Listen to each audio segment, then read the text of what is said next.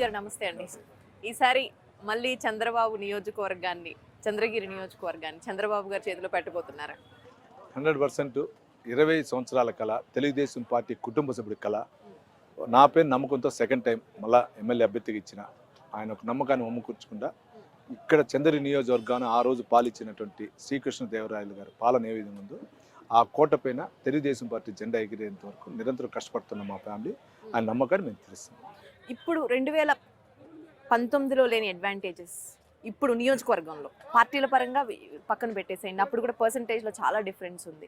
ఇప్పుడు ఇండివిజువల్గా పులివర్తి నానికి ఏం అడ్వాంటేజెస్ అవ్వబోతున్నాయి అనుకుంటున్నారు? అంటే ఆ రోజులో నన్ను తెలుగుదేశం పార్టీ అభ్యర్థిగా ఎలక్షన్ ముందు 3 నెలల ముందు ప్రకటించిన వెంటనే రావటం జరిగింది. వచ్చినాక నేను ప్రతి ఒక్క అంటే నా సొంత మండలం చంద్ర నియోజకవర్గంలో పాకాల్లో నా సొంత ఊరున్నా కూడా చుట్టుపక్కల చిన్నగొట్టిగలు ఎర్రవారిపాలెం ఉండొచ్చు, ఇట్లా ఆర్సిపల్లి రూరల్ వచ్చు, వీటిలో నాకు పరిచయాలు తక్కువ అనమాట. వాటిని అందరినీ అనుసంధానం చేసుకునే సార్ టైం అయింది.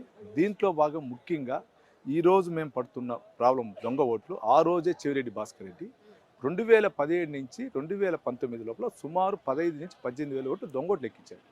అది మేజర్ పర్సంటేజ్ ఎత్తుకుంటే అది మాకు మేజర్. అంటే ఒక 15,000 ఓట్లు పోల్ చేయించున్నా కూడా 30,000 ఓట్లు డబుల్ అవుతుంది. నేను 40,000తో ఓడిపోయా. అంటే 10,000 ఓట్లే డిఫరెన్స్ నాకు అక్కడ.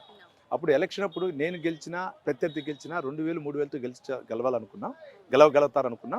దాంతోనే ఆయన కూడా మీరు చూస్తుంటారు రాష్ట్రంలో ఎక్కడ లేని విధంగా ఆ రోజు ఈ రోజున్న ఈవో ధర్మారెడ్డి పెట్టి ధర్మారెడ్డి ద్వారా లాస్ట్ అంటే May 17 చంద్రగిరి నియోజకవర్గంలో ఇక్కడ ఆర్సీపురం మండలం 5 విలేజ్లు రీపోలింగ్ తెచ్చాడు ఇక్కడ.